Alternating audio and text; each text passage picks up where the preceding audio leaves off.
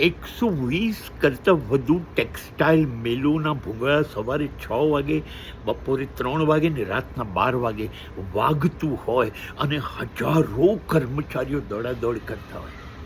આ બધાની ખરીદી ફૂટપાથ પર.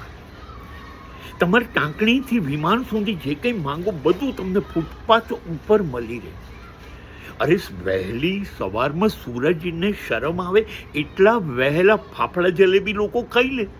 સવારના પહોરમાં ગાંઠિયા ખાવાના જ, સવારના પહોરમાં દાસના ખમણ ખાવાના, સવારથી રાત સુધી રાયપુરના ભજીયા ખાવાના, આઝાદના પૂરી શાક, ચેતનાની આખી થાળી.